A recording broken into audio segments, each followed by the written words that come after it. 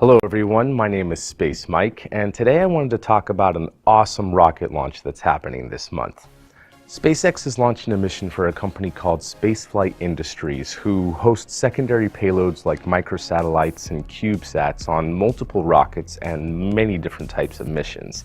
And they do this with their Sherpa ring adapter. Normally they fly secondary payloads beneath the primary payload.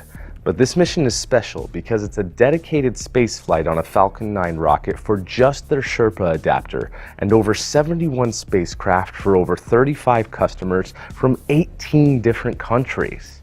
The mission is called SSO-A, Small Sat Express. SSO stands for Sun Synchronous Low Earth Orbit, and because the mission is headed to low Earth orbit, most of the satellites are going to re-enter the atmosphere within a few years. Of all the different microsatellites and CubeSats on board this flight, there's one spacecraft in particular that is a country's first, the JY1-Sat, and it's for the country of Jordan.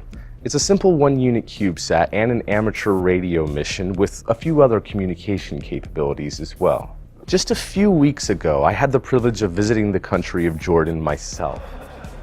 This is just incredible to be here. I cannot believe that we're actually here.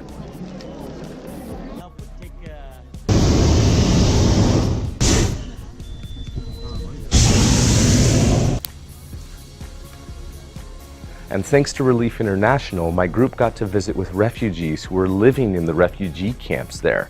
We're trying to help the students living there by creating maker spaces and a CubeSat of our own.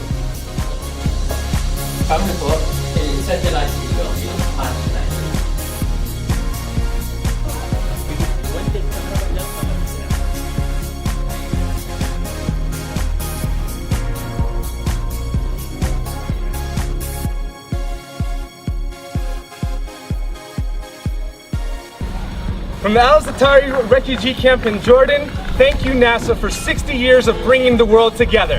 Happy birthday NASA! Happy birthday NASA!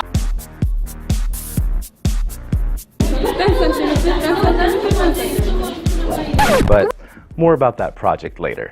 While in Jordan's capital city of Amman, we had the honor of visiting the Crown Prince Foundation, who sponsored the JY1-Sat and built the CubeSat with the cooperation of Jordanian universities. The Crown Prince Foundation is conducting multiple initiatives to help elevate the youth of Jordan. Some of those initiatives are just focused on leadership and entrepreneurship skills, while others are looking more at science, technology, engineering, art, and math. One of those initiatives has a lab called TechWorks, where the JY1-Sat was designed, tested, and built. So we had the pleasure of touring the TechWorks facility, and it was amazing. They had so many different kinds of 3D printers, including a massive printer in the center of the lab. It was so cool to see that they had so many different experiments and inventions, testing out different types of materials and printing techniques. They also had an automated woodcutter that could be programmed with a 3D image that would cut the image out of or into a block of wood. They also had laser etching machines, a 3D printer that they built themselves, automated embroidery machines, CNC machines, and so much more. In particular, I was incredibly impressed by an effort to begin manufacturing their own microchips.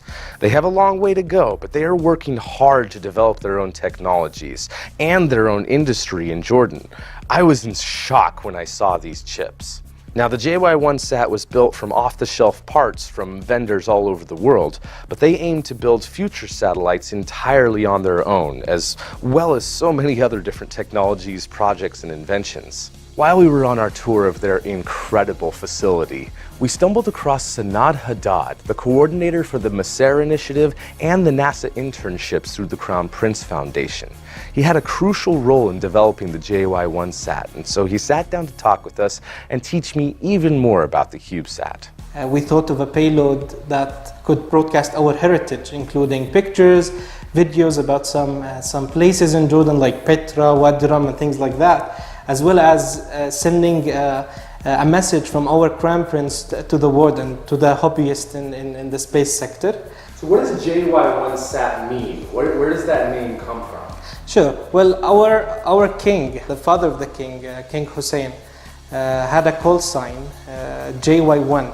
He was a radio amateur, and he was communicating through satellites. And as part of our responsibility for his passion to space, we wanted to name our satellite JY1-Sat.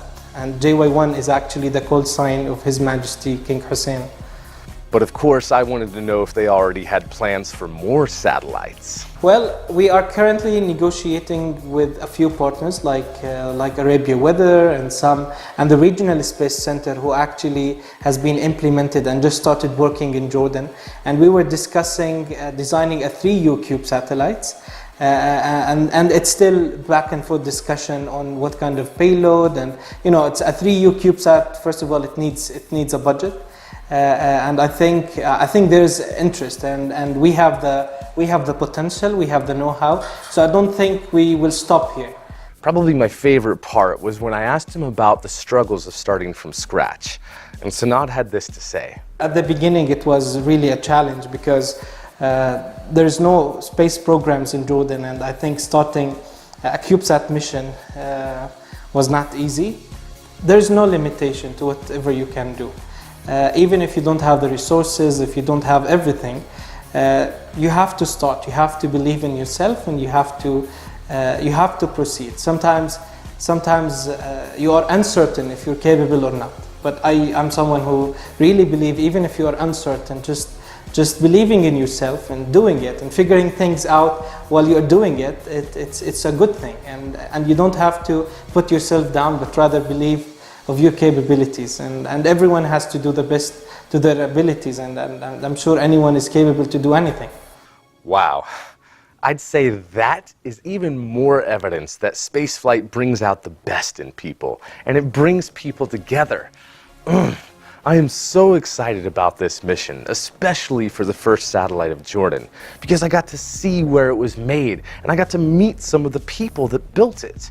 Okay, sure, maybe I'm a little bit biased for that, but I genuinely hope that this mission will be a success for them, and they'll be able to spread their message to the Middle Eastern world and be able to do even more spacecraft projects in the future. If all goes well, I'm hoping to attend the launch in person.